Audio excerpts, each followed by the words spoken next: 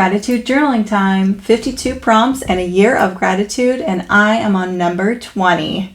Draw something you no longer have, but are grateful you once had. I picked this rocking chair. It was my day off, and I decided to check the thrift store in my town. I was feeling kind of stuck in life at the time. You know those times when you might just be living in a hamster wheel? You keep moving every day, but nothing ever changes. Yeah, it was like that for me. I was at the thrift store and I walked by this old rocking chair. It was so quaint and it had these really ugly flowers on the headboard that were half worn off. I sat down. I liked it. I instantly wanted it. And it was only $25. But I was thinking about my little apartment and I had no need and not much room for another chair.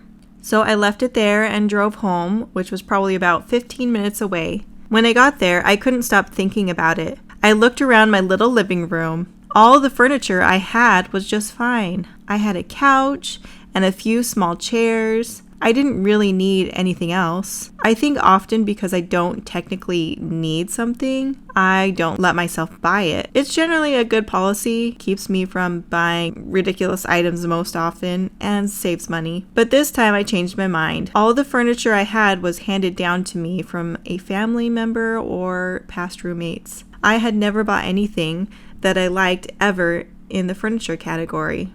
And I decided it was okay to pick a chair I was willing to let go of in exchange for the rocking chair. So I went back to the store, bought the rocking chair, and brought it home, and I donated my least favorite chair that I owned. I scrubbed off the remainder of the gold flowers, and I cleaned it up. I set a red pillow on it, and there it stayed in my living room until I moved. I loved sitting in that chair, and it oddly made me feel liberated. I felt empowered because I let myself choose something that was not needed, but that I wanted. I ended up giving that chair to a friend when I moved. She loved it and thought it was really cool. It is quite a nice old vintage looking chair. I don't know if she still has it, and it doesn't really matter because I learned what I needed to learn by owning it for the time that I did. I think that it doesn't really matter that we own something for a long time. Eventually, we will lose all of our physical possessions at one time or another. And as they say, you can't take it with you when you go. I think knowing that we will part with our items has little to do with the usefulness and the value that they can add to our daily lives. I think the items we own should help us to be comfortable and happy.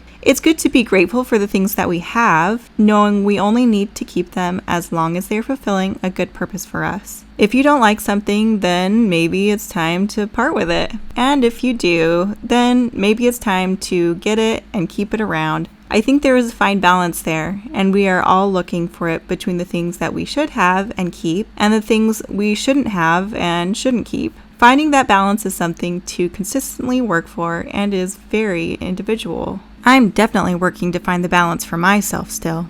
I decided to draw this at the store because I thought that it would be the most interesting place.